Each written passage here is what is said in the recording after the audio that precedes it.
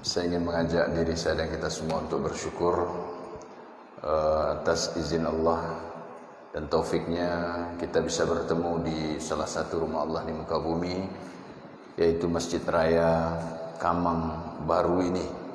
Dan tentu ini adalah sebuah karunia, sebuah nikmat yang Allah berikan kepada siapa saja yang Allah berikan kesempatan, kesehatan dan taufik untuk mau menghadiri majelis ilmu. Dan ini sungguh luar biasa, cukup banyak Bapak Ibu yang hadir ya. Dan ini harus semakin kita tingkatkan. Masjid kita Masya Allah luar biasa besarnya. Terakhir saya kesini 2019, yang tahun lalu tidak bisa hadir karena corona. Dan sekarang Masya Allah sudah semakin bagus. Dan tentu ada kewajiban kita bersama. Kewajiban kita adalah untuk memakmurkannya dalam arti yang sesungguhnya, lahir dan batin, melancarkan pembangunannya, memberikan dukungan apa saja. Ya paling kurang mendoakannya, membantu dengan harta, kalau tidak maka dukung, support. Tapi menjadi kewajiban kita semua untuk melancarkan pembangunan, menyelesaikannya. Kemudian yang lebih utama lagi daripada itu adalah memakmurkan solat 5 waktu di masjid ini, memakmurkan kajian-kajian ilmu-ilmu keagamaan, ilmu-ilmu Islam dari Al-Quran dan Sunnah Nabi Sallallahu Alaihi Wasallam. Karena itulah roh pembinaan umat. Dan setiap kita hendaknya memiliki semangat untuk mengambil peran, walaupun itu sedikit. Ya, ada kisah terjadi pada perang Tabuk. Ada beberapa orang sahabat yang miskin datang kepada Nabi Sallallahu Alaihi Wasallam. Mereka enggak punya apa-apa, enggak punya sama sekali, tapi mereka ingin ikut pergi berperang. Ditolak oleh Nabi Sallallahu Alaihi Wasallam. Mereka menangis karena tidak punya apa-apa untuk diinfakkan di jalan Allah. Nah, coba bayangkan Bapak Ibu, dia tidak bisa berinfak, nggak bisa berinfak, nggak punya apa-apa, sedih. Itu dalam ayat 92 surah At-Taubah. Wala 'alal ladzina idza ma atauka litahmilahum qulta la ajidu ma ahmilukum alayh tawallaw wa a'yunuhum tafidhu minad dam'i hazanan alla yajidu ma yunfiqun. Dan tidak ada dosa atas orang-orang yang ketika mereka datang kepada engkau wahai Muhammad, mereka minta dibawa pergi ikut perang, pai parang. Ya. Engkau berkata, aku tidak mendapatkan apa-apa untuk bisa membawa kalian. Bekal enggak ada, kendaraan enggak ada, senjata enggak ada. Ya. Nabi SAW bukan tidak ingin membawa mereka, tapi memang enggak ada perbekalan, enggak ada sama sekali. Kalau cuma tangan kosong, enggak ada untuk makan, enggak ada kendaraan, enggak ada senjata, itu enggak bisa. Mereka ini akhirnya pergi nangis. Wa a'yunuhum tafidhu minad dam'i. Mata mereka bercucuran air mata. Kenapa mereka nangis? Hazanan, sedih. Alla yajidu ma yunfiqun. Karena enggak punya apa-apa untuk dinafkahkan di jalan Allah. Bahkan badan, jiwa, raga mereka mau mereka infakkan enggak dibawa pula oleh Nabi sallallahu alaihi wasallam. Kita harus punya mental seperti ini. Kalau enggak ikut serta menegakkan agama Allah itu sedih, baik melalui masjid ini maupun kegiatan di luar, tidak bisa menafkahkan harta di jalan Allah, itu harus sedih. Ini jiwa orang-orang beriman, bukan gembira. Nah, ini salah satu cara kita mensyukuri nikmat masjid yang luar biasa ini, ya. Kemudian kita hindari perilaku orang munafik. Perilaku orang munafik itu dalam ayat 79 surat yang sama, surat At-Taubah. Yang punya catatan dicatat ya. Orang munafik apa perilakunya? Kata Allah, "Alladzina yalmizuna al-mutawwi'ina minal mu'minina fis shadaqat." Ya, "Walladzina la yajiduna illa juhdahum fayaskharuna minhum sakhirallahu minhum wa lahum 'adzabun alim."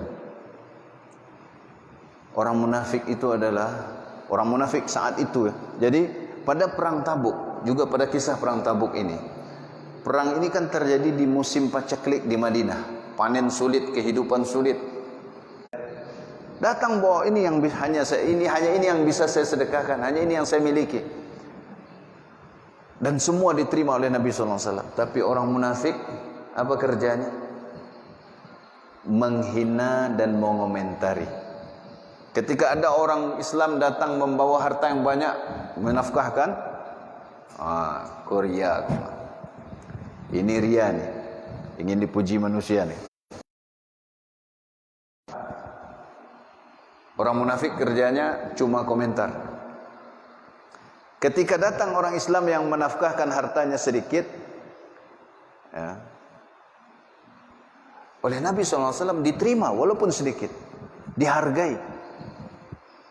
Karena tidak ada yang dia miliki kecuali itu. Orang munafik apa kerjanya?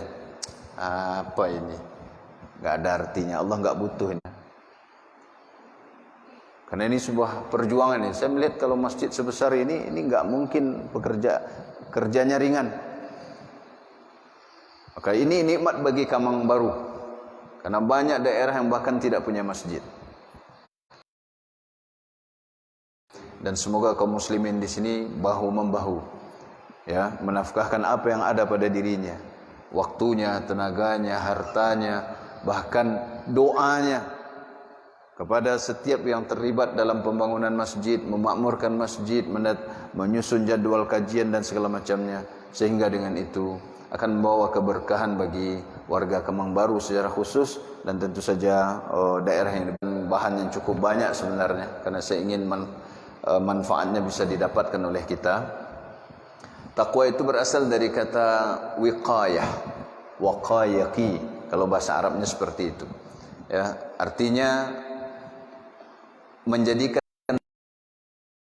lindung antara diri kita dengan sesuatu yang membahayakan. Makanya disebut takwa. Iman itu disebut takwa karena dengan iman seorang hamba bisa menjadikan antara dirinya dan neraka itu ada penghalang. Maka asal kata takwa ini bermakna menjaga, wal amalu bit tanzil wal qana'atu bil qalil wal isti'dadu li yaumir rahim. Itu menurut Ali bin Abi Thalib. Takwa itu adalah takut kepada Allah yang maha mulia. Takut kepada Allah yang maha mulia.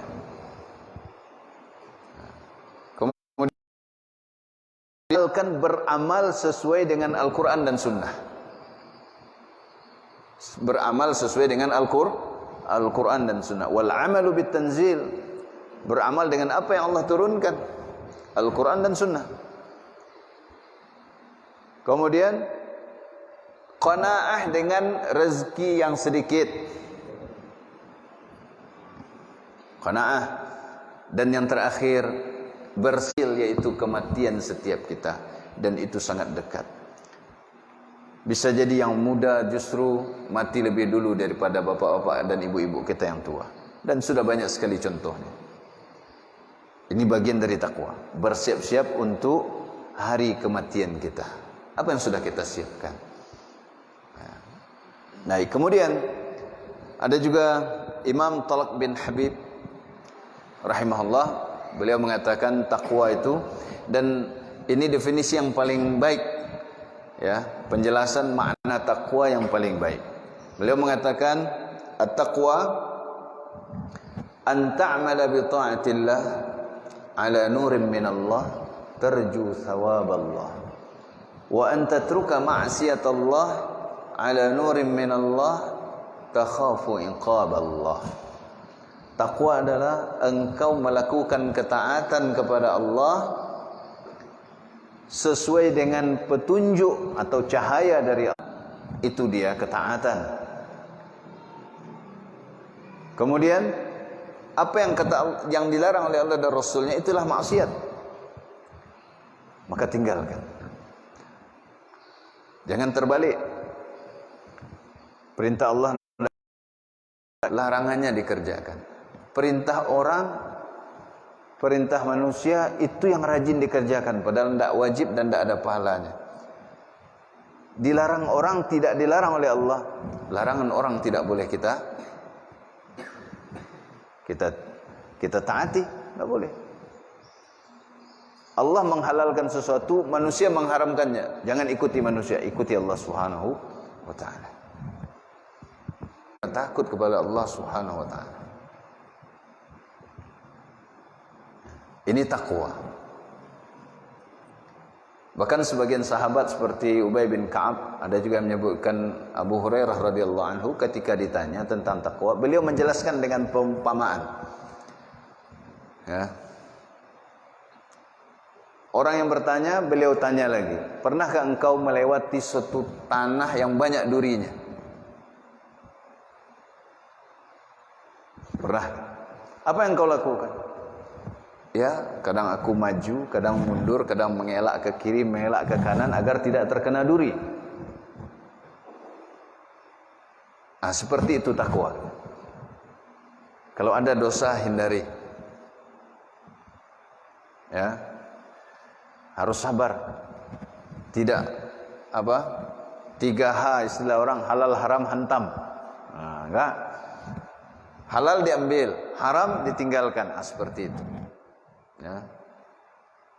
Mungkin Bapak Ibu yang ke kebun ini juga menemukan tuh, tidak bisa main lurus saja di kebun itu. Ada yang harus dihindari karena bahaya. Nah, seperti itulah takwa. Nah, kemudian Ibnul Mu'tamir mengatakan dalam syairnya, "Khallidz dzunuba saghiraha wa kabiraha dzat tuqa. Wasna' kamashin ala aw fawqa ardi syauki yahdharu ma yara.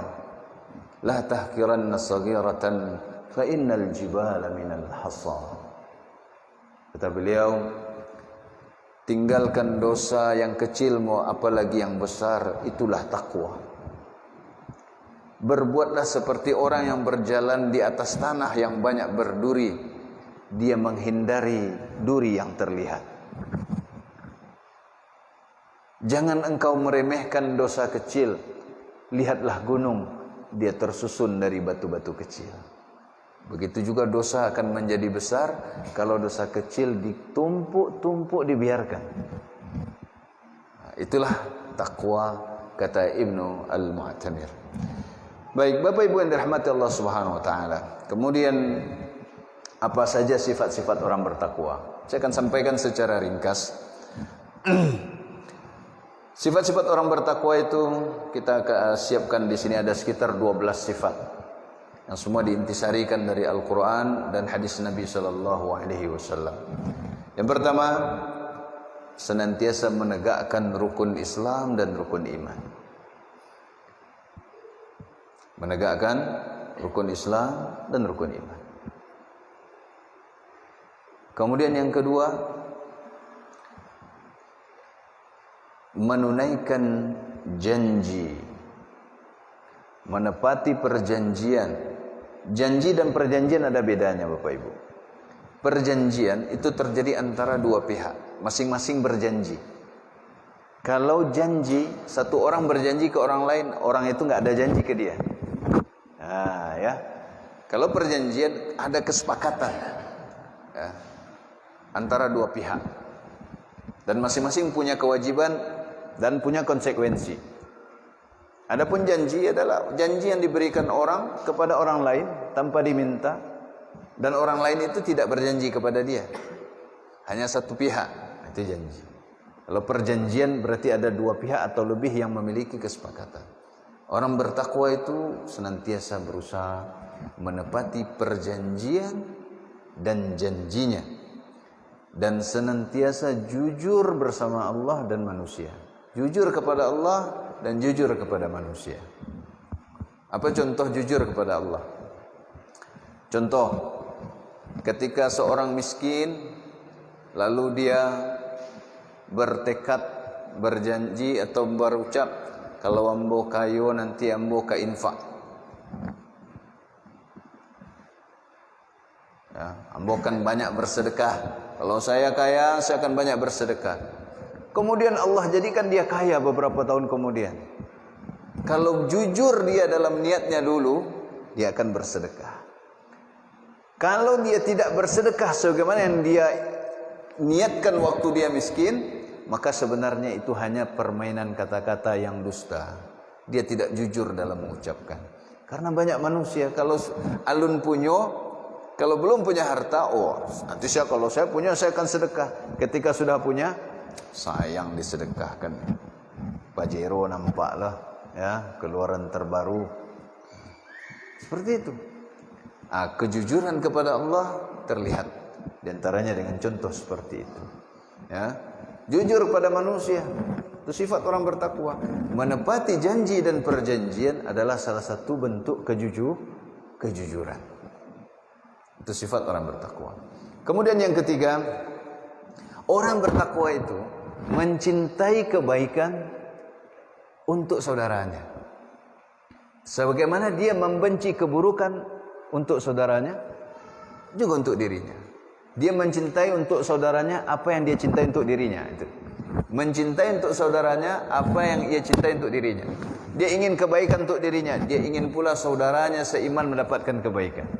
Dia ingin berhasil dalam usaha. Dia ingin juga saudara seimannya berhasil. Dia tidak suka kegagalan. Dia tidak suka musibah. Dia tidak suka bencana. Dia tidak suka penyakit. Dia juga tidak suka saudara seimannya ditimpa musibah. Dia juga tidak senang orang kelaparan karena dia juga tidak suka kelaparan. Maka dengan itu dia akan berbuat baik. Dia akan tumbuh kepedulian. Kalau dia mencintai untuk saudara seiman apa yang ia cintai untuk dirinya. Nah, ini yang perlu kita tumbuhkan. Orang bertakwa mencintai untuk saudaranya apa yang ia cintai untuk dirinya. Tidak mau senang sendiri. Ya. Sedih dia kalau melihat saudaranya sedih. Maka dia ingin saudaranya beliau, engkau menahan dirimu dari menyakiti orang lain. Itu adalah sadaqatun minka alaika. Menahan diri, menahan lisan dari menyakiti orang lain. Kalau orang Minang menyebut kalau ndak ke manolong jangan manggoluang.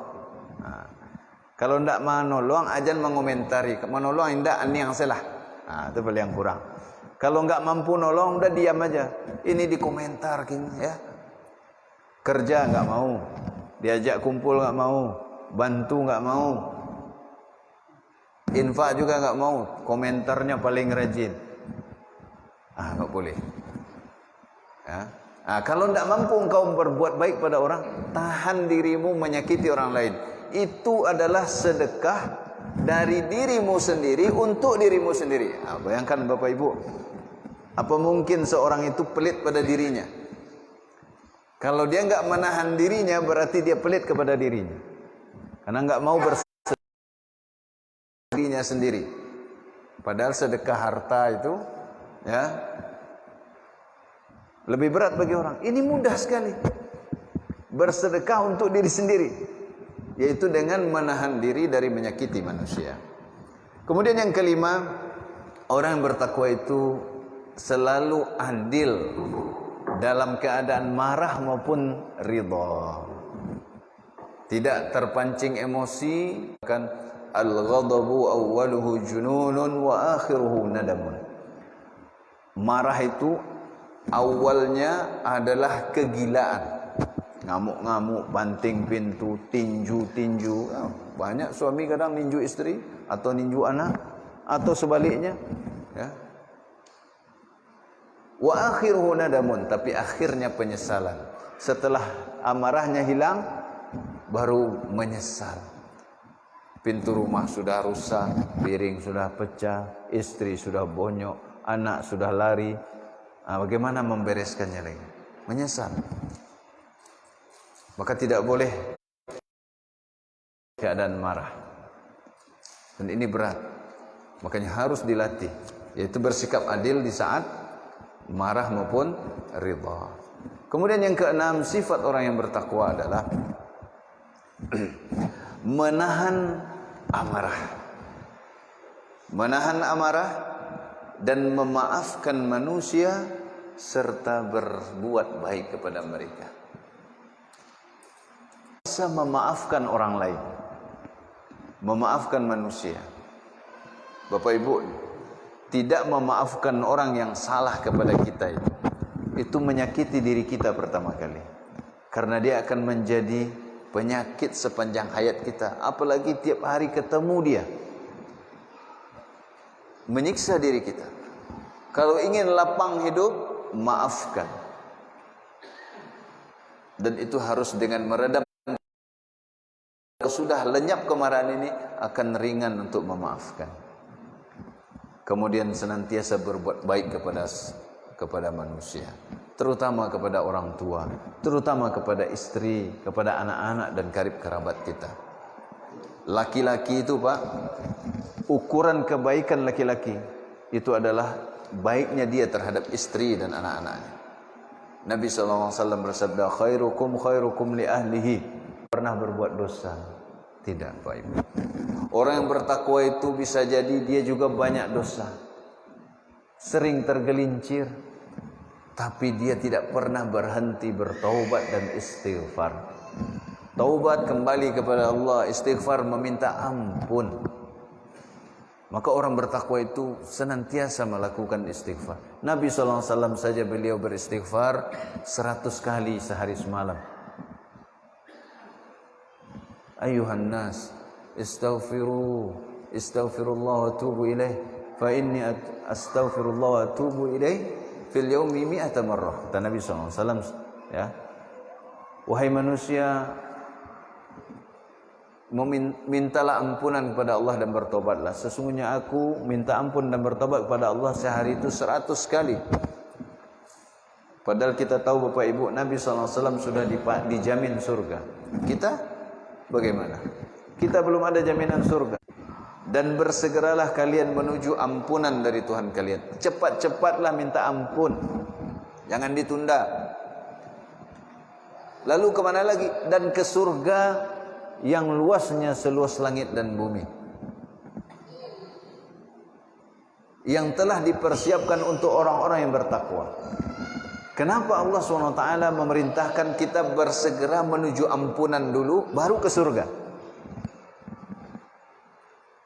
Karena Allah Maha mengetahui kita tuh banyak dosa. Dan surga itu disiapkan untuk orang bertakwa. Maka orang hamba-hamba Allah yang banyak dosa, Allah perintahkan bertaubat, minta ampun, lalu ke surga. Artinya surga pun bisa diraih oleh orang-orang yang banyak dosa, tapi dengan syarat apa? Dia minta ampun dan bertobat pada Allah Subhanahu wa taala. Itu sifat orang bertakwa. Jadi Bapak Ibu jangan bayangkan bertakwa itu artinya hanya ustadz, para dai, orang alim yang enggak pernah. Yang ke-8 adalah orang yang bertakwa itu senantiasa mengagungkan syiar-syiar agama Allah. Menghormati syiar-syiar agama, tidak mengolok-oloknya, tidak mempermain-mainkannya, tidak menjadikannya bahan candaan dan tertawaan. Masjid dia hormati, ya, bukan untuk mencari sendal baru ke masjid dia. Dia takut melakukan dosa di masjid karena ini adalah rumah Allah Subhanahu wa taala. Karena Allah melihat perbuatannya. Salat, dia tidak main-main dengan salat. Puasa, zakat, haji dan syiar-syiar Islam yang lainnya dia hormati dan dia agungkan. Karena itu adalah bagian dari ketakwaan. Itu sifat orang bertakwa. Yang ke-9 ya, sabar. Ya, dalam keadaan apa saja. Dalam keadaan apa saja. Dalam keadaan sulit-sulit apapun, dalam keadaan bahaya, dalam keadaan sulit, sabar. Orang beriman itu senantiasa sabar. Orang-orang bertakwa itu adalah orang-orang yang sabar. Ya. Sabar itu ada 3 macam. Pertama, sabar melakukan ketaatan. Seperti Bapak Ibu datang ke masjid, kekurangan harta, kekurangan jiwa, kerabat meninggal, ayah, ibu, saudara, suami, istri, anak, diuji dengan sakit, ya, harus sabar terhadap takdir Allah Subhanahu wa taala. Baik. Kemudian yang ke-10, sifat orang bertakwa itu senantiasa menegakkan amar ma'ruf nahi mungkar. Mengajak kepada yang baik, mencegah dari yang mungkar. Tidak boleh didiamkan kemungkaran Bapak Ibu. Karena kalau didiamkan dia akan tumbuh besar. Bapak Ibu yang bekerja di kebun, batang sawitnya atau batang karetnya harus dipupuk, kan begitu, dipelihara dari benalu dan segala macamnya. Itu kebaikan, dipelihara dengan baik. Itu perumpamaan kebaikan. Menanam padi di sawah, padinya harus dipupuk, dipelihara, dialiri air dan segala macam. Tapi kalau rumput-rumput yang tumbuh di sekitarnya, itu ibarat kemungkaran. Kalau dibiarkan dia tumbuh besar, rumput-rumput yang tumbuh di sekitar tanaman kita itu enggak butuh dipupuk. Dia cukup dibiarkan dia akan besar. Maka bagaimana caranya?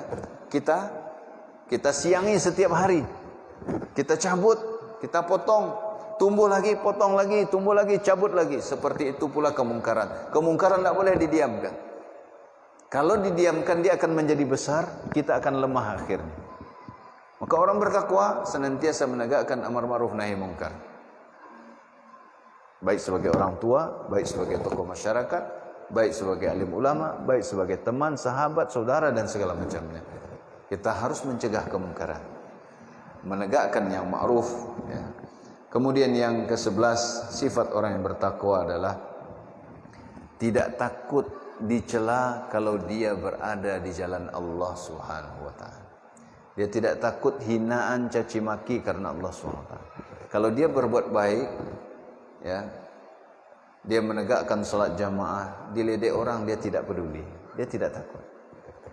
Dia mengurus masjid ini, ya, mengurus masyarakat, banyak hal yang dia lakukan, lalu dicela orang, dia tidak khawatir. Cimeeh kalau orang Minang, ya, olok-olok, dia enggak takut. Dia terus lanjut. Karena yang dia cari adalah ridha Allah Subhanahu wa taala, bukan ridha manusia. Kemudian yang terakhir, yang ke-12, orang yang bertakwa itu senantiasa berusaha menghindari perkara-perkara yang merupakan kesenangan syahwat yang haram. Ya. Menghindari perkara-perkara kesenangan jiwa yang diharamkan Allah Subhanahu wa taala. Juga menghindari perkara-perkara yang merupakan syubhat, yang merusak hatinya, merusak imannya. Dia selalu hati-hati karena dia tahu dirinya lemah, maka dia hindari. Nah, orang bertakwa seperti itu menghindari mara bahaya, tidak menantang mara bahaya. Menghindari mara bahaya. Dia tidak takut dikatakan pengecut. Kalau itu adalah perkara yang membahayakan agamanya, membahayakan jiwa dan raganya. Baik, kemudian apa saja cara yang bisa membantu kita untuk meraih ketakwaan? Ada sekitar 8. Yang pertama, senantiasa banyak berzikir mengingat Allah Subhanahu wa taala. Berharap hanya kepada Allah Subhanahu wa taala, takut hanya kepada Allah Subhanahu wa taala. Dan senantiasa sadar diri, ingat bahwa kita diawasi oleh Allah Subhanahu wa taala. Bahwa Allah Maha melihat apa yang kita kerjakan. Allah Maha mendengar apa yang kita ucapkan. Dalam gelap maupun terang, dalam sendiri maupun ramai, tua maupun muda, di kampung maupun di luar kampung, Allah tahu apa yang kita kerjakan. Kalau perasaan ini sudah muncul pada diri kita, itu akan mudah menumbuhkan takwa di dalam hati. Kemudian yang kedua, Yang kedua adalah senantiasa berpegang kepada ajaran Islam yang murni, baik dalam akidahnya, dalam keimanannya, maupun dalam ibadahnya, maupun dalam kehidupan kita sehari-hari. Cari tahu dalam Islam ini bagaimana, boleh apa tidak, bagaimana yang benar, apakah ini benar atau salah. Kalau salah ditinggalkan, kalau benar dipegang teguh. Nah, orang bertakwa selalu seperti itu. Cari pedoman dulu, baru diyakini, baru diamalkan. Kemudian yang ketiga, di antara cara untuk mendapatkan ketakwaan ya, adalah jujur dalam mengikuti Nabi Sallallahu Alaihi Wasallam. Artinya apa, Bapak Ibu? Kita jangan mengaku hanya mencintai Nabi Muhammad Sallallahu Alaihi Wasallam. Silakan Pak. Ya, Bapak Ibu yang butuh buang hajat, silakan langsung saja, nanti bisa kembali lagi. Ya, jangan sungkan. Ya. Jujur dalam mengaku mengikuti Nabi SAW. Kita sering mengatakan Nabi SAW sebagai junjungan kita, teladan kita. Jujur enggak kita dalam pengakuan kita ini? Benar enggak kita mencintai beliau? Karena bukti cinta itu meniru, mengikuti. Jangan sampai kita hanya mengaku mencintai, tapi tidak kita ikuti. Karena dengan itu kita tidak akan mendapatkan ketakwaan. Hati kita keras. Ya. Baik, kemudian yang keempat, al-ilmu, berilmu. Artinya tahu mana yang baik, mana yang buruk menurut Allah dan Rasulnya. Amal itu disebut amal soleh, Bapak Ibu. Soleh menurut Allah dan Rasulnya, bukan menurut kita. Kalau menurut kita, itu banyak sekali yang sebenarnya tidak soleh, tapi menurut kita soleh, padahal tidak menurut Allah dan Rasulnya. Ya. Contohnya mencuri untuk nolong orang, enggak, itu tetap dosa. Ya. Perbuatan yang dilarang dalam Islam tidak bisa berubah hanya karena niat. Berbuat syirik, melakukan sihir, perdukunan dan segala macam, dengan niat baik tetap tidak berlaku. Ya, jadi kita harus punya ilmu. Mana yang baik, mana yang buruk menurut Allah dan Rasulnya, bukan menurut kita. Kalau menurut kita, semua orang akan mengaku yang penting niatnya baik. Gawat ini. Kalau semuanya mengaku yang penting niatnya baik, nanti muncul ala Robin Hood di negeri kita ini. Orang kaya dirampok, Robin Hoodnya ngaku untuk nolong orang miskin. Iya, kalau dia tolong saja tetap salah, apalagi enggak dia tolong. Nanti rampok baca bismillah pula, assalamualaikum ke rumah Bapak Ibu. Assalamualaikum Pak. Oh ini maling rampok soleh nih. Enggak ada itu, ya. Ya, jadi harus dengan ilmu agar kita bisa membedakan yang baik dan yang buruk menurut Allah dan Rasulnya. Nah, bagaimana cara berilmu? Nah, diantaranya adalah menghadiri majelis ilmu ini. Dan ini tentu suatu kegembiraan Bapak Ibu hadir di sini karena menghadiri majelis ilmu. Orang yang menghadiri majelis ilmu, Bapak Ibu, disebut oleh Allah di hadapan malaikat. Kata Nabi Muhammad SAW, wa dzakarahumullahu fi man 'indah. Dan Allah menyebut orang-orang yang hadir di masjid, menghadiri majelis ilmu, mempelajari agama Allah dari Al-Quran dan Sunnah. Wa dzakarahumullahu fi man 'indah. Allah sebut mereka di hadapan malaikat yang ada di sisinya. Walaupun kita tidak terkenal di dunia, Pak, tapi terkenal di langit. Yang menyebut kita adalah Allah pencipta kita, pencipta seluruh makhluk. Maka semangat menghadiri ilmu ini harus kita lakukan. Tadi saya berbincang dengan pengurus, saya melihat jadwal khotib Jumat di Masjid Raya Kemang Baru ini luar biasa. Ustadz Sumbar Riau. Kami di kota Solo saja, khotib-khotibnya hanya Sumbar saja. Ya, dan ini bukan pekerjaan mudah mendatangkan mereka. Mau saja mereka ke sini itu luar biasa. Ya.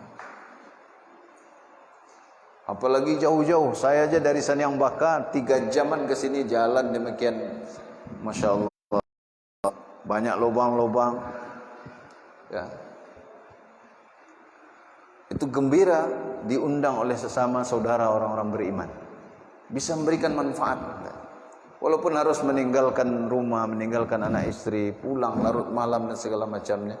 Ada kegembiraan kalau semangat kaum muslimin untuk menuntut ilmu itu besar. Ya. Baik, kemudian yang kelima, cara atau hal, karena dia enggak pindah-pindah dari kampungnya yang penuh dengan orang-orang berperilaku buruk. Jadi kalau hijrah atau pindah atau meninggalkan yang buruk, ya, bertaubat dari dosa, itu dibuktikan dengan bertukar temannya. Jangan sedih Bapak Ibu kehilangan teman yang buruk. Solat enggak, dosa iya, gak ada manfaatnya. Di dunia apalagi di akhirat. Yang bermanfaat bagi kita adalah teman yang baik. Dan teman yang baik itu, dia akan membawa kita pada ketaatan. Mungkin kita merasa berat selama ini solat jamaah. Kalau kita berteman dengan orang yang rajin solat jamaah, kita akan terbawa suatu saat dan akan terbiasa solat jamaah. Sangat baik untuk mendapatkan ketakwaan. Kemudian yang keenam, membaca Al-Quran dengan menghayati maknanya, dengan memahami maknanya, dengan mengamalkan yang sudah kita ketahui. Banyak baca Al-Quran. Dan tentu tugas kita adalah bagaimana mengajar umat ini membaca Al-Quran dengan benar. Ini PR lagi, tugas lagi bagi kita semuanya untuk menghidupkan kembali agama Allah SWT di bumi kita ini, terutama di negeri kita di Kamang Baru ini. Sekarang dunia sudah dibentangkan Allah, rezeki sudah berlimpah. Kita gunakan tidak untuk bersyukur pada Allah, di antaranya dengan menghidupkan Al-Quran, mempelajari Al-Quran, mengajarkan Al-Quran. Majelis ini diantaranya adalah untuk mempelajari isi kandungan Al-Quran. Baik, kemudian yang ketujuh, muhasabah. Muhasabah itu menghisap diri sendiri. Hari ini apa amal soleh yang sudah saya kerjakan? Atau kita menghisap diri kita sepanjang hayat kita. Saya sudah umur 50 tahun ini, apa amal soleh yang sudah saya kerjakan? Berapa dosa yang sudah saya kerjakan? Kalau banyak dosa, segera bertobat. Dan jujur Bapak Ibu, kalau kita ditanya masing-masing, termasuk saya, kalau ditanya, jawab yang jujur, mana yang lebih banyak, amal soleh kita atau dosa kita? Saya yakin jawab semuanya, dosa kita lebih banyak. Kita hisap sebelum dihisap oleh Allah pada hari akhir. Itu akan memudahkan kita untuk bertakwa.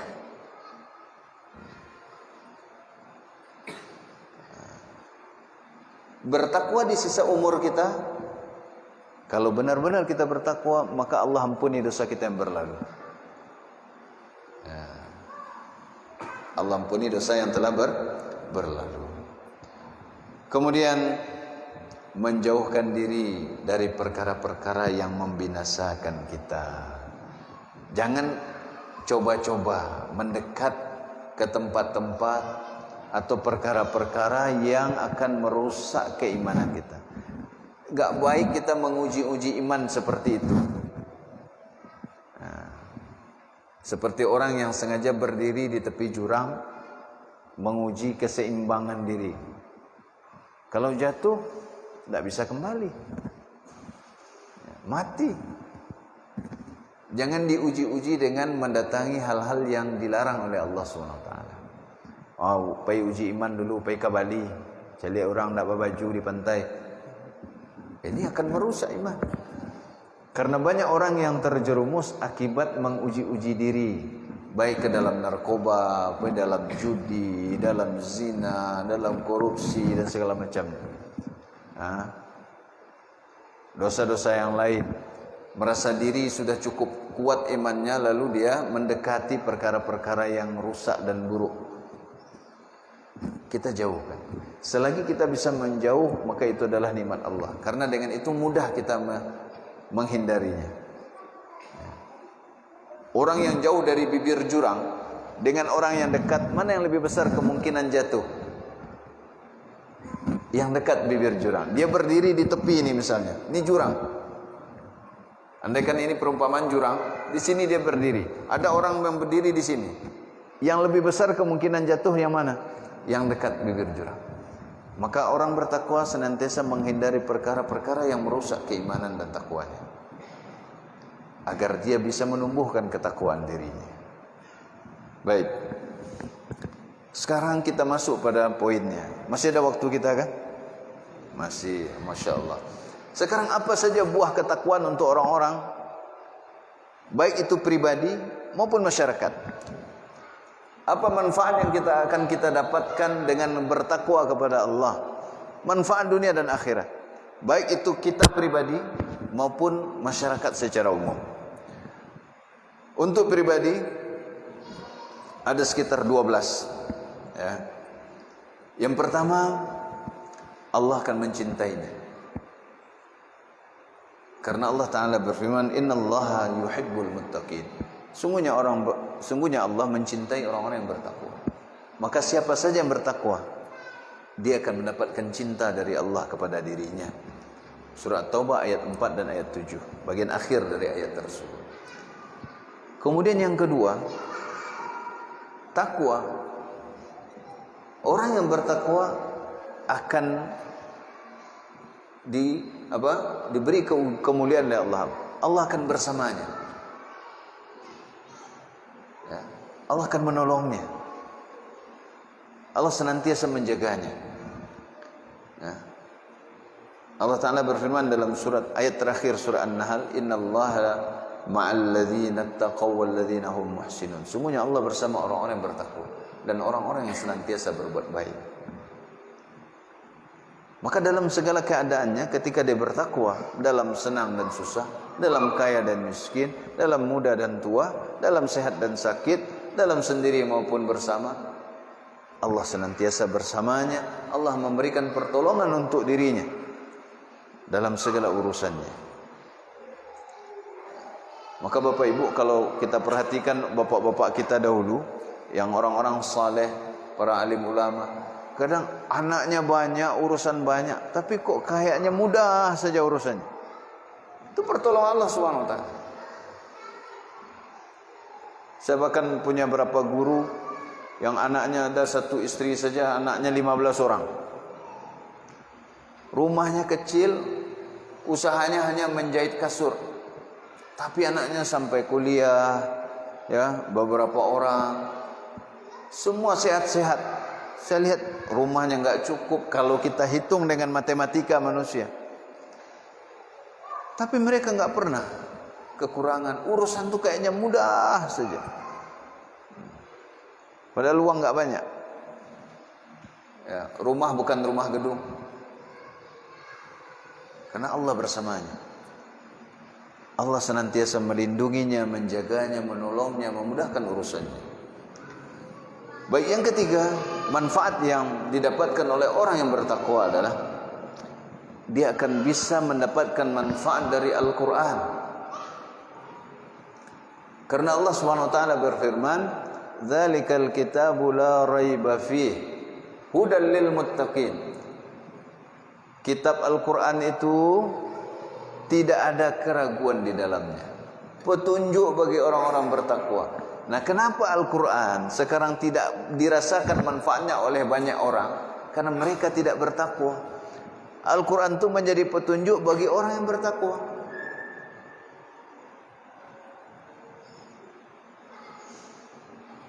Sehingga ada manfaat yang mereka rasakan.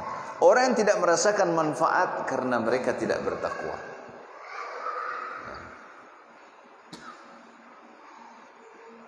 Baik. Kemudian yang keempat, orang yang bertakwa Allah lindungi dari setan dan godaannya. Allah lindungi dari setan dan godaannya. Tidak bisa membahayakan mereka. Kalaupun tergoda, mereka akan ingat kepada Allah Subhanahu wa taala. Sehingga mereka bisa menahan diri. Kalaupun sempat melakukan, mereka ingat dan segera beristighfar. Sehingga dosa itu Allah ampuni. Itu orang bertakwa. Sebagaimana dalam surah Ali Imran ayat 135. Setelah Allah menyebutkan tentang surga yang disiapkan untuk orang-orang bertakwa, Allah mengatakan orang bertakwa itu yang bagaimana? Walladzina idza fa'alu fahishatan aw zalamu anfusahum dzakarullaha fastaghfaru lidzunubihim wa man yaghfiru dzunuba illa Allah wa lam yusirru ala ma fa'alu wa hum ya'lamun.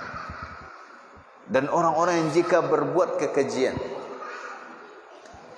atau menzolimi diri mereka, melakukan dosa besar ataupun dosa kecil,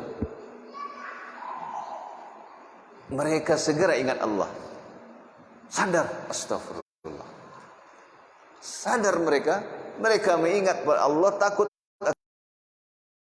takut neraka, ya, fastaghfaru lidzunubihim. Mereka segera minta ampun kepada Allah atas dosa mereka. Makanya saya katakan Bapak Ibu, orang bertakwa bukan orang yang tak pernah berdosa. Tapi orang yang jika berdosa dia minta ampun kepada Allah Ta'ala. Dan Allah pasti mengampuni dosanya jika dia benar-benar meminta ampun dengan sebenar-benarnya. Rasa aman, Allah lenyapkan kesedihan. Di dunia ini kalaupun dia miskin, dia tidak sedih karena dia tahu bukan di sini kampung halamannya. Bukan di sini tempat untuk menetap. Karena dia tahu rezeki segini yang sudah Allah takdirkan. Dia tidak cemas akan kehidupan dunia. Tidak takut, tidak sedih. Dia akan hilang rasa, ya, dilindungi dari rasa takut akan hari kiamat. Takut dari neraka. Tidak ada kesedihan. Kalau di surga Bapak Ibu, tidak ada lagi ketakutan dan kesedihan. Ya, itu orang bertakwa. Di dunia dia berdagang, dia jujur. Gara-gara jujur hilang pelanggan. Nah, dia berbuat baik. Kan begitu. Kita kalau punya teman, kemudian kita jadi orang berusaha memperbaiki diri, rajin sholat, meninggalkan yang haram. Teman pergi itu. Nyesok alim namanya. Ya. Orang bertakwa dia tidak khawatir dan tidak sedih dengan hal itu. Ya. Allah Ta'ala berfirman, "Faman ittaqa wa aslaha fala khaufun 'alaihim wa la hum yahzanun." Dalam surat Al-A'raf ayat 35. Surat Al-A'raf ayat 35. Maka barang siapa yang bertakwa dan memperbaiki dirinya atau diri orang lain, maka dia tidak ada ketakutan atas mereka dan tidaklah mereka bersedih. Kemudian yang keenam, Bapak Ibu, manfaat untuk orang yang bertakwa, untuk pribadi yang bertakwa, amalnya diterima. Coba kita tanya Bapak Ibu, Bapak beramal soleh, sholat, zakat, puasa, ingin amal soleh diterima, bertakwalah. Bertakwalah pada Allah Subhanahu wa ta'ala.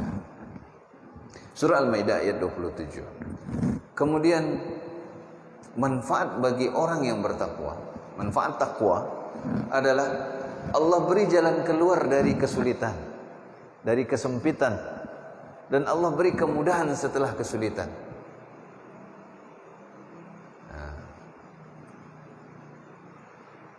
Allah Ta'ala berfirman dalam surah At-Talaq, ya, ayat 4 atau ayat 2 dan 3 dulu. "Wa may yattaqillaha yaj'al lahu makhraja." Barang siapa kepada Allah, Allah berikan dia jalan keluar dari segala kesempitan. Kemudian apa lagi? Allah beri rezeki dari arah yang tidak dia sangka. Wa yarzuqhu min haitsu la yahtasib.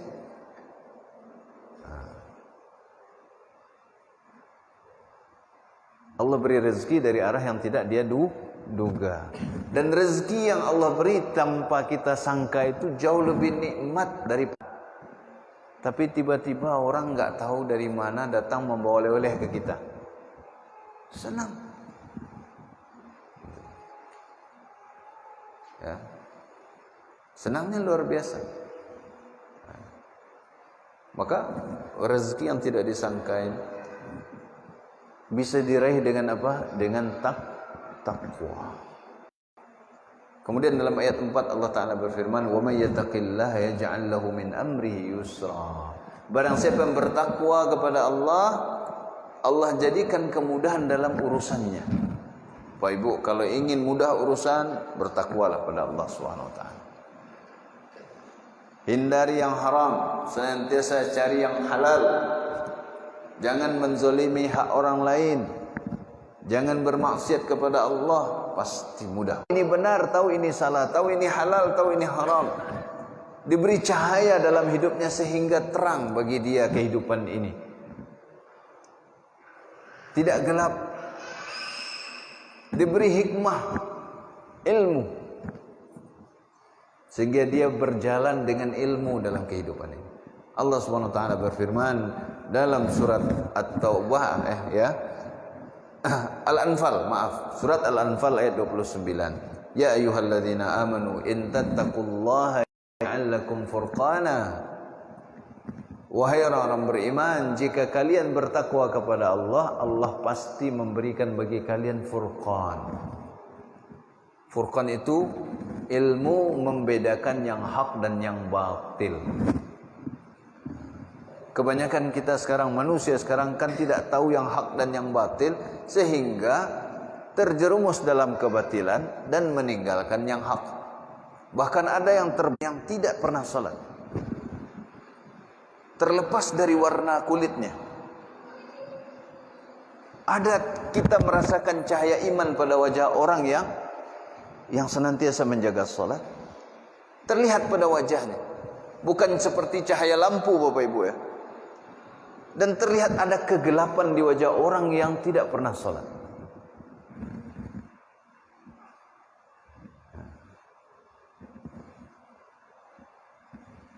Dan orang bertakwa di akhirat kelak ketika kegelapan meliputi manusia, padang mahsyar selama 50.000 tahun, bayangkan. Gelap yang memiliki cahaya hanya orang-orang beriman. Anggota tubuh orang beriman nanti itu akan bercahaya. Anggota yang mana? Anggota wudunya.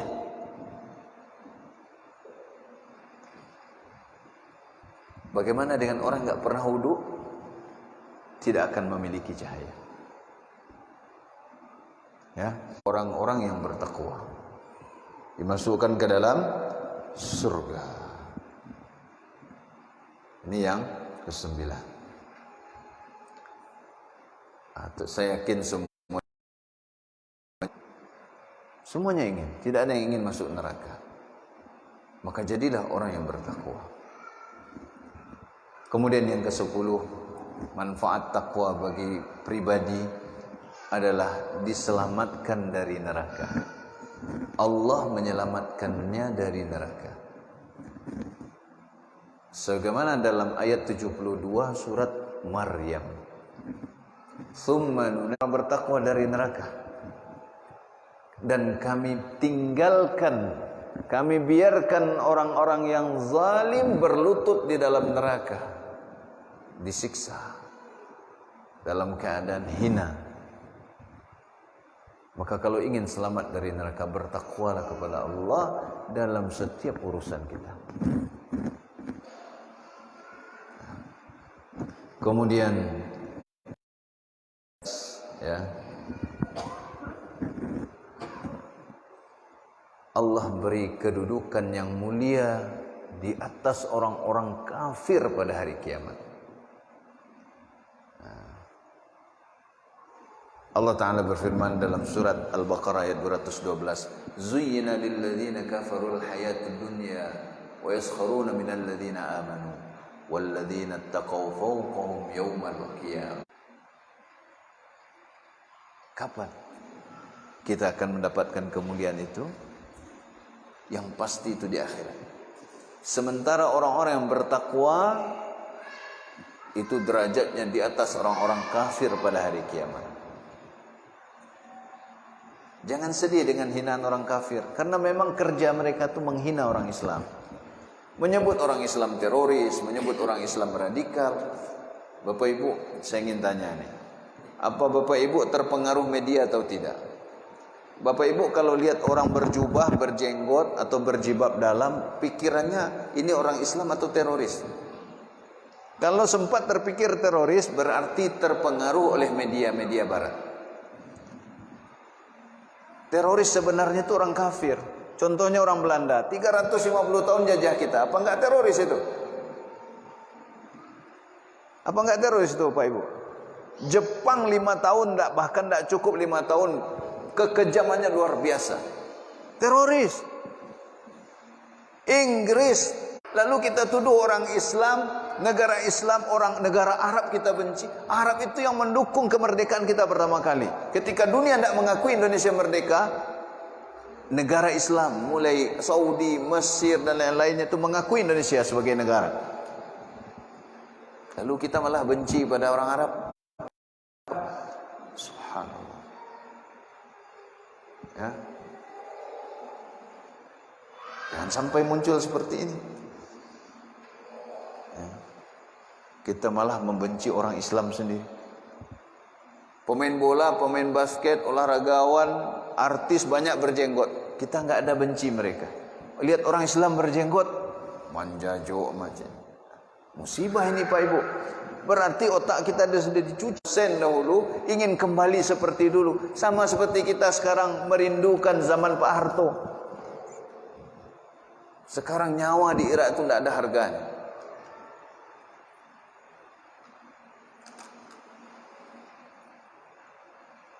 Sejak Amerika masuk. Apa Amerika bukan teroris? Teroris.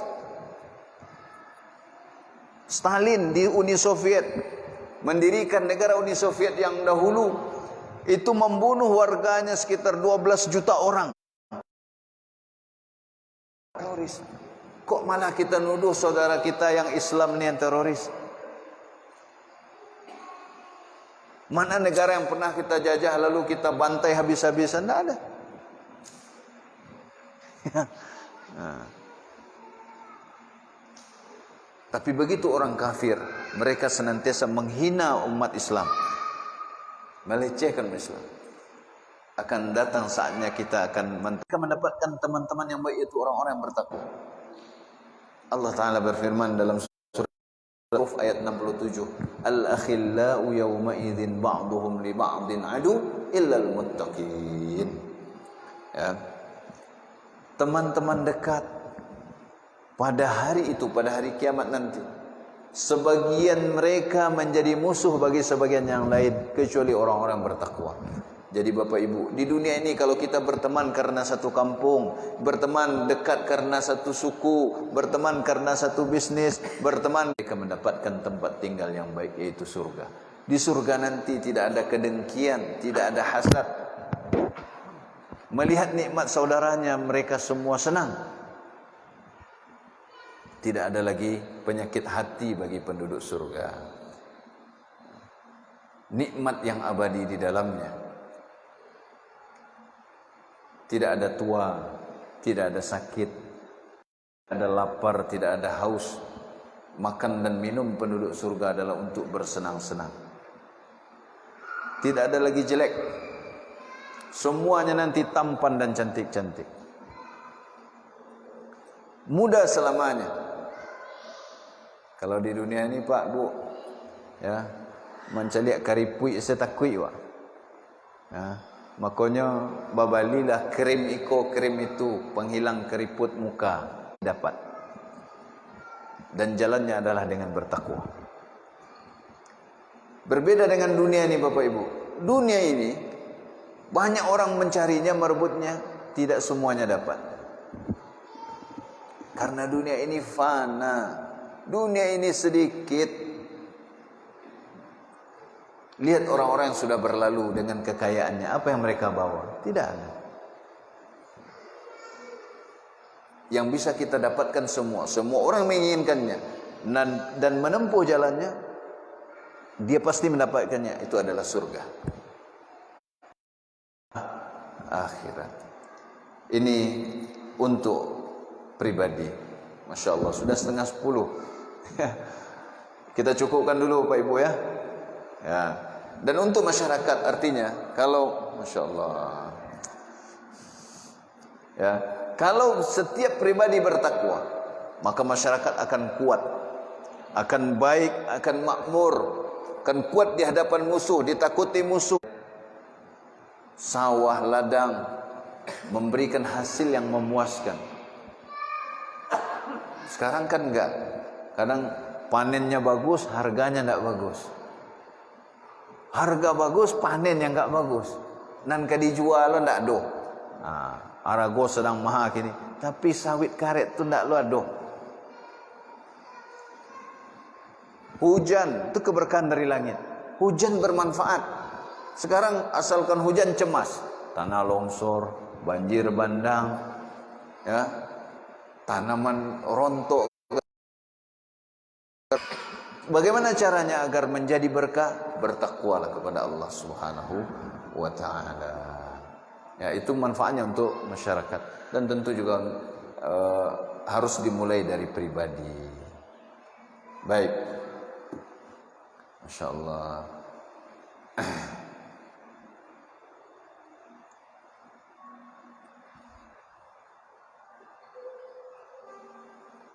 Jadi itu untuk penghibur kita saja. Mimpi bukan dalil, mimpi bukan suatu yang bisa merubah syariat. Hanya sebuah berita gembira. Ya. Nah, kalau sesuatu yang menakutkan bisa jadi itu dari setan, maka jangan diceritakan. Kalau mimpinya baik, maka ceritakan kepada orang yang mencintai kita. Jangan ceritakan pada sembarang orang. Ya. Kan ada mimpi itu acak-acak. Tiba di rumah, tiba-tiba lah di ladang. Nah, because sudah sedang di ladang baru kami minum kopi, tiba-tiba lah di jalan raya. Nggak karuan mimpinya lah. Ya, nggak ada yang selesai. Ya. Mau makan enak, baru mau nyuap, bangun. Ya, itu bunga tidur itu. Ya. Baik, wallahu ta'ala alam. Di majelis ilmu sering memilih-milih ustadz walaupun berasal dari Mesir atau Madinah. Benarkah demikian dalam hal ini menurut ustadz? Baik. Memilih orang yang kita ambil ilmunya itu ada tuntunannya. Islam itu manusia, namun ada yang menolak Islam. Ya, dan orang Islam juga banyak yang tidak berpedoman pada Al-Quran dan Sunnah. Maka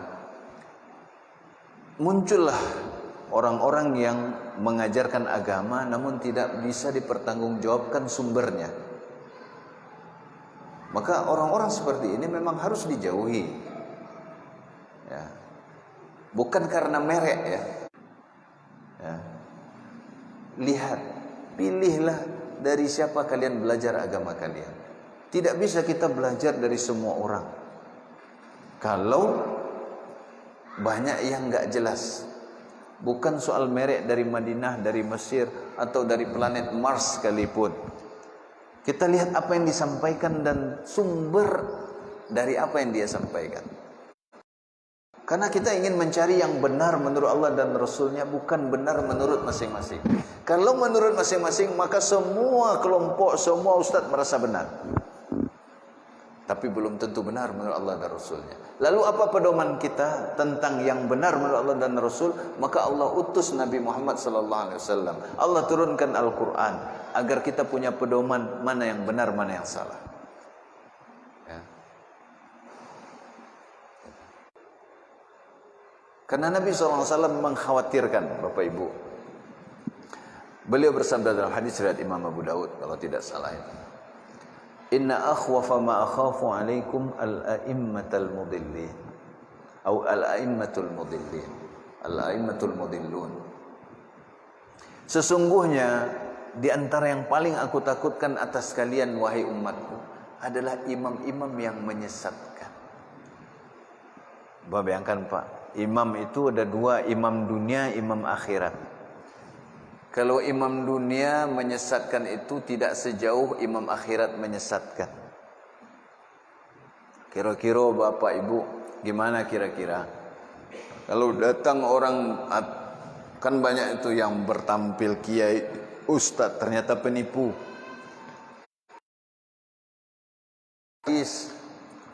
Bukan hadis Nabi, dia katakan hadis Nabi. Ada Pak, banyak sekali.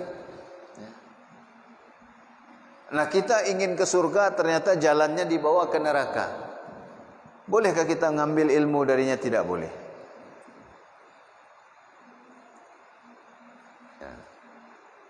Jadi yang dilihat itu bukan merek ustadznya, nama ustadznya, populer atau tidak. Dilihat ada. Kalau tidak ada, tidak perlu Nabi khawatir. Gitu. Maka bagaimana cara mengukur seorang ustadz? Bukan dengan labelnya.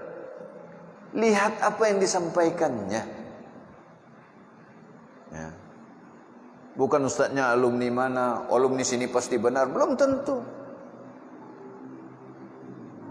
Alumni sini pasti salah, belum tentu. Lihat dulu dia.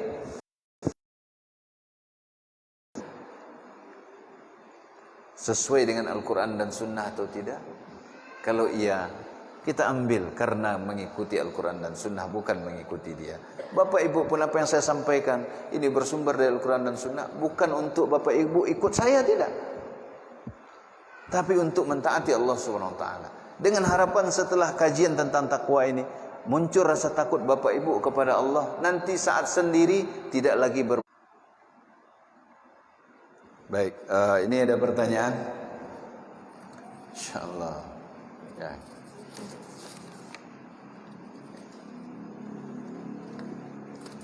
Assalamualaikum Ustaz, mohon penjelasan dari Ustaz. Saya pernah mendengar tausiah yang kalau saya tidak keliru memahami diartikan juga dengan takut kepada Allah. Pertanyaannya, Waalaikumsalam warahmatullahi wabarakatuh. Mengapa kebanyakan orang tua sering menakuti anaknya ketika masih kecil dengan ketakutan pada hantu, jin, setan? Jadi dari kecil anak-anak dikenalkan bukan dengan Tuhannya. Nah, ini pertanyaan bagus nih Bapak Ibu. Ya. Saya ingin mengingatkan kepada Bapak Ibu, baik yang muda maupun yang tua, atau yang belum jadi bapak, belum jadi ibu, agar kita tidak salah dalam cara mendidik anak kita. Niat kita baik, iya. Saya mengalaminya Bapak Ibu.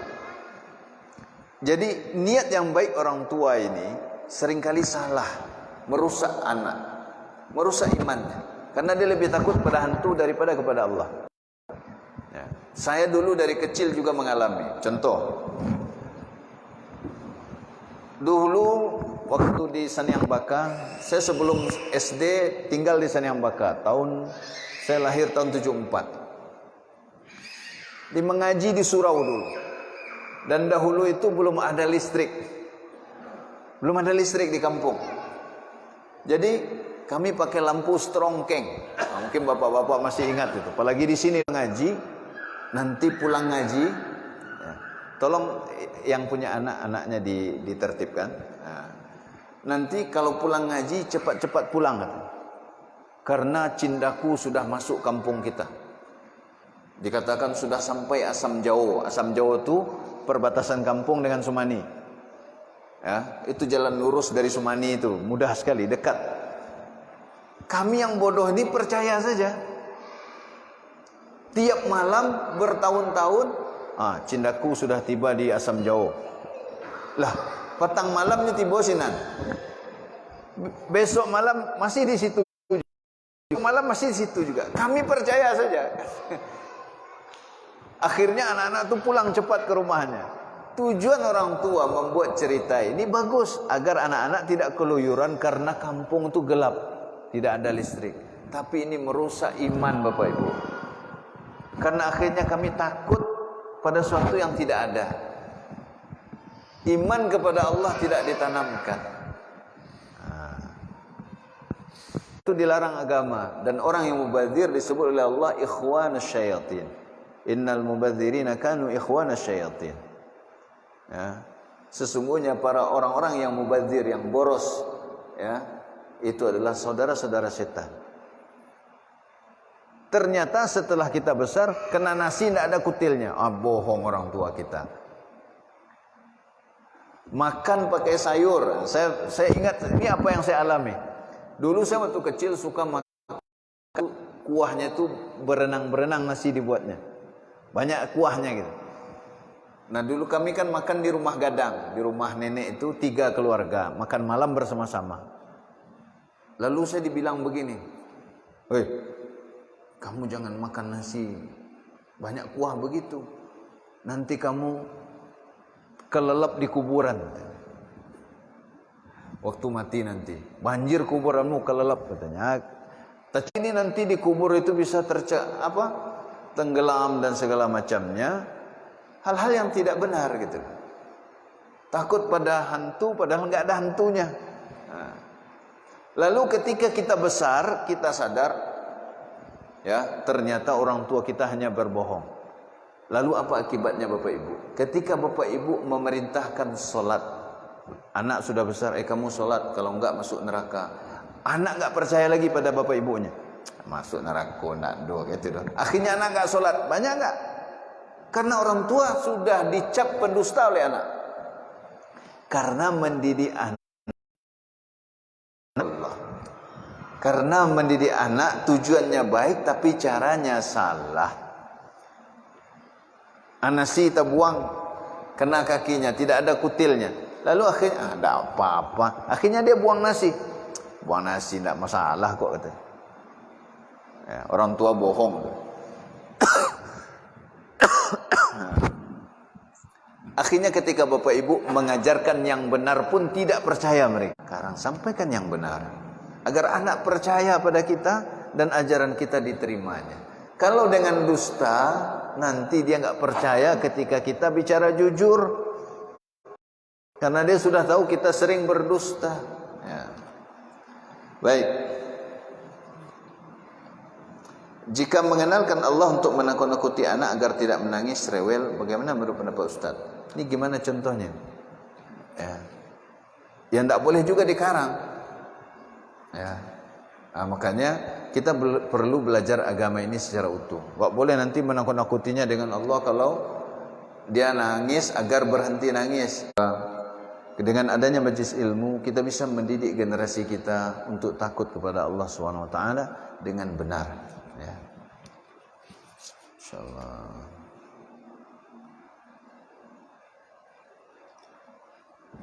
Baik. Assalamualaikum warahmatullahi wabarakatuh. Tanya Ustaz, ini terakhir ya. Bolehkah kita menganjurkan saudara kita yang sakit berat untuk bisa bertobat atas dosa-dosanya? Mohon pencerahan Ustaz. Waalaikumsalam warahmatullahi wabarakatuh. Ini sangat bagus sekali. Bapak Ibu, tadi khutbah saya sudah berhubungan dengan ini. Wa ma bima kasabat aydikum. Apa yang menimpa kalian berupa musibah, itu adalah akibat dosa atau perbuatan tangan kalian. Akibat dosa. Kalau ada kita yang sakit, sesungguhnya Pak, orang beriman itu penyakit yang menimpa mereka adalah menghapus dosa. Dan yang paling cepat untuk menghapus dosa adalah dengan bertaubat. Dan besar kemungkinan itu karena dosa. Selama dia sehat mungkin dia diketahui atau dikenal melakukan dosa, ajak untuk bertobat itu adalah sebuah perbuatan yang baik. Dan kalau dia bertobat, maka Allah akan mengampuni dosanya. Dan bisa jadi Allah mengangkat penyakitnya, atau Allah matikan dia dalam penyakitnya sebagai penghapus dosanya, dan dia sudah bertobat sehingga Allah membersihkannya dari dosa-dosanya dan menyelamatkannya dari azabnya. Banyak sekali kisah-kisah nyata tentang penyakit akibat dosa ini. Namun yang penting adalah kita memperbanyak istighfar dan taubat kita. Selagi kita sehat, semoga Allah tidak menimpakan hal